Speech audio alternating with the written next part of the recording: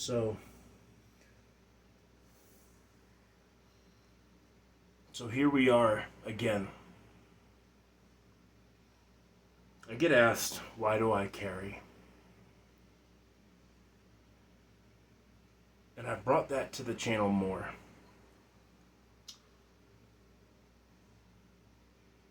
I brought that to the channel because I see an uptick in what is happening, and it's happening very close to me. Today, I found out that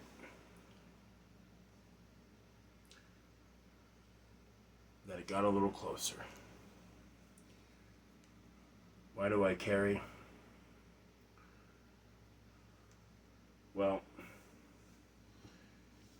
over the years of working where I work at, I've become close friends, close friends, all kinds of different levels of friends. But this family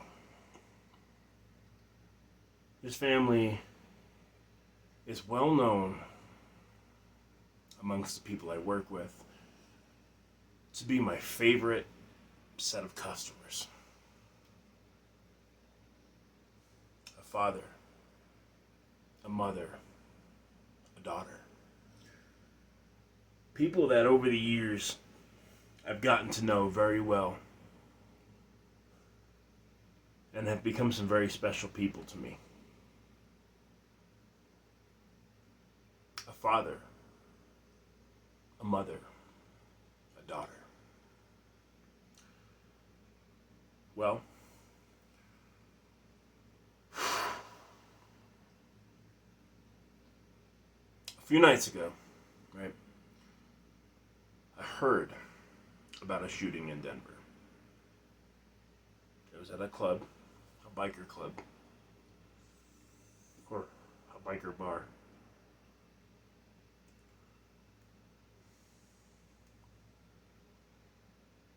And I thought, another shooting, right? Somebody else gets into a fight with somebody, and they end the fight. If you have to fight, fisticuffs, man. What happened to the days of fisticuffs where you fought, right? Or if somebody's attacking you, pepper spray first or something. But people used to walk away from disagreements. And now they're shooting at each other. Now lives are ending. Not just people that are involved in the conflict, but bystanders.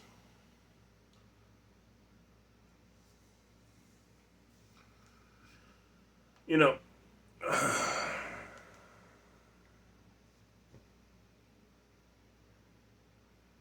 today, though, it hit a little closer to home because today I saw a mother and a daughter. And I asked them, how is it going? The little girl puts on a face and says, oh, it's going okay. The mother says it's not okay.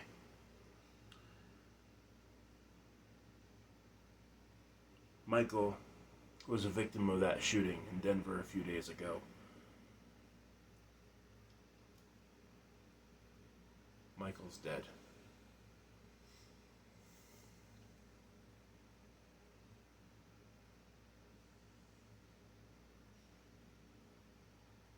And I don't know what to say to them because there's nothing you can say to them. And this isn't my loss, this is their loss. Yes, they've all become very close to me, very much a part of my life, as in I'm much a part of theirs. We see each other a lot. We talk about a lot of things. We, come across each other, and we try to, we've become very friendly with each other, and the thought now is a single mother raising a daughter by herself, but most importantly, this daughter, this young little girl, growing up without a father.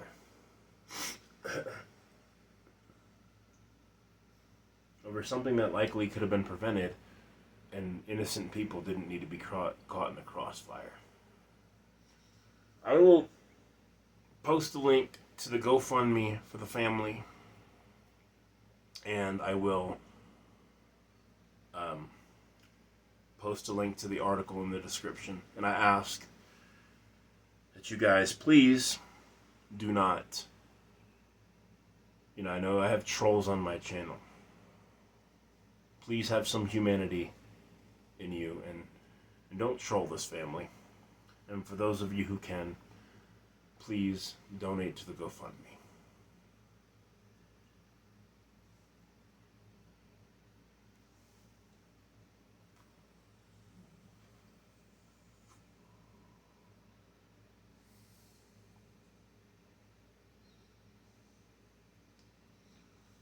This is why I carry. Because people are out here losing their minds. And if I'm ever in a place where something like this happens, I want to be able to either eliminate or minimize the damage that can be done to other people. No, firearms are not a glorious thing.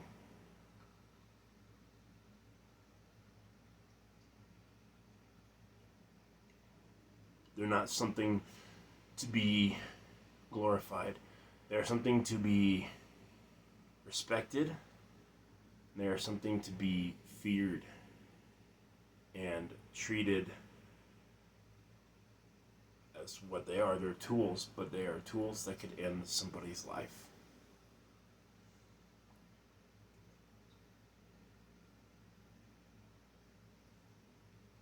It's scary. It is scary what this world is becoming.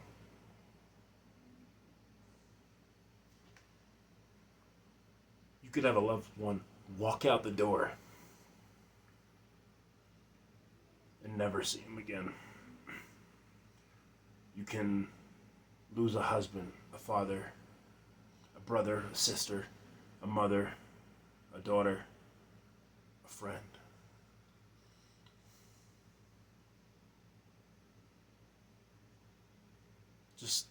Just last year, you guys remember I did a video on Riley Whitelaw, the 17-year-old girl that was killed in Walgreens because she said no to a date to a 28-year-old that should have never been pursuing her anyway. She's a child.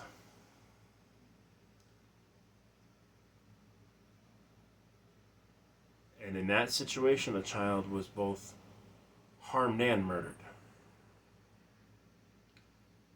And part of this little girl, she was murdered too. Not physically. But that little girl said bye to Daddy that night, thinking that she would see Daddy tomorrow. He was just having a night out with the boys. And tomorrow never comes. Tomorrow never comes for her. This little girl that I see every couple of days and joke around with, and she runs into the store and hugs me because she knows when she comes to where I work, she's going to see Joe, she's going to have fun, she's going to see someone that has been positive for her in life, just lost the most important man in her life that she ever would have had. To a senseless murder. To a murder that happened because of an altercation at a bar. Which, by the way, Bars are gun-free zones, guys, right? At least in Colorado. Um, you can never, ever, unless you're some sort of law enforcement officer, whether it be local, state, federal, um, or hired by the establishment to provide security, you cannot open or conceal carry a firearm in an establishment that either makes more than 50% of their, I believe it's 50% of their revenue by serving alcohol or other mind altering substances, or their primary business comes from alcohol or mind altering substances. Um, with it, because we have legal marijuana here, that never stopped. That didn't stop the people from bringing the guns into the place and doing what they did. Excuse me. And, I'm assuming that these people were not concealed carriers, because concealed carriers, we have to go through background checks, mental health screenings, like to see if we've ever been institutionalized anywhere, anything like that. We have to go through those things.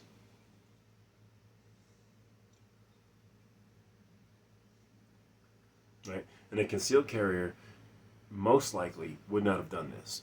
That leads me to believe that these were people that were originally not following the law anyway.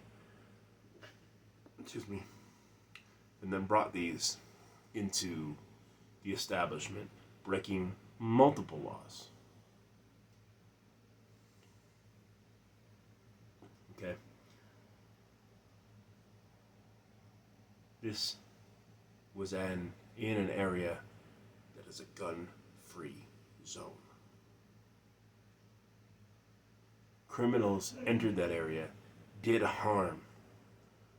It not only affected this family, 2 dead, 6 injured, affected 8 other families.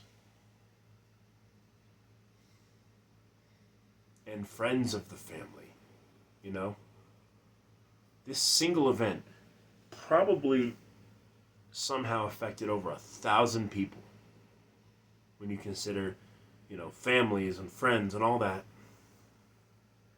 And at the forefront is a little girl who never gets to tell daddy, I love you. Never gets to hear I love you from daddy. Never gets to hug her dad. Have a movie night with her dad, because they have game and movie nights. They did that as a family. And this family now never gets that again, because of a senseless killing, murder. They caught the 2 people.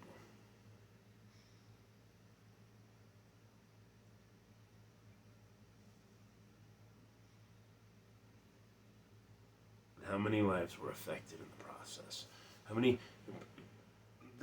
From the witnesses, shooting is only going on for a few seconds. And in a few seconds, 2 criminals, 2 murderers, affected countless lives.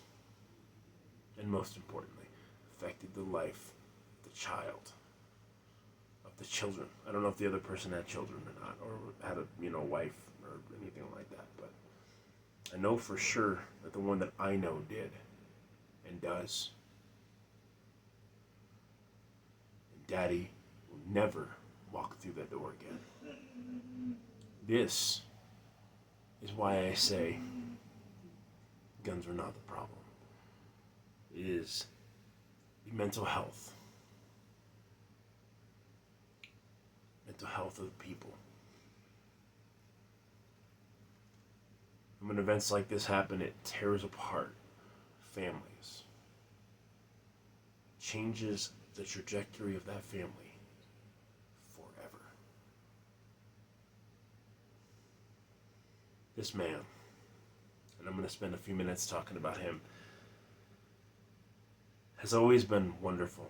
Probably one of the sweetest, nicest people you will ever know. And I'm honored to have gotten a chance to know him.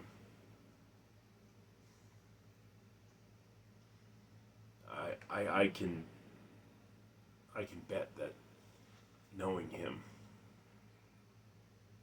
he wasn't involved in any drama ever.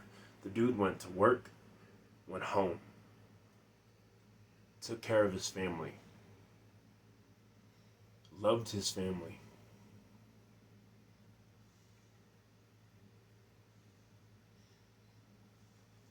Had a night out.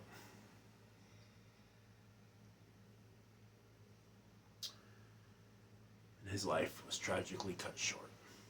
And to a degree, so was his wife's. She lost a big piece of her life too. But most importantly, his daughter. His daughter lost her father. A good father. A father who stuck around and was responsible for his family. Nobody ever had a bad word to say about him. He'll never come home.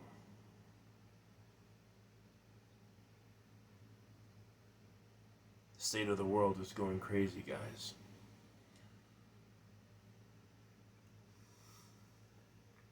It's unfortunate that the state is, the world is in the state it's in.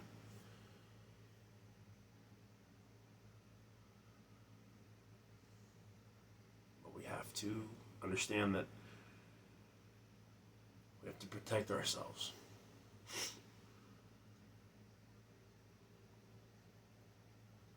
You never know when your last day is. I could walk out that door tomorrow and not come home. You could walk out the door tomorrow and not come home.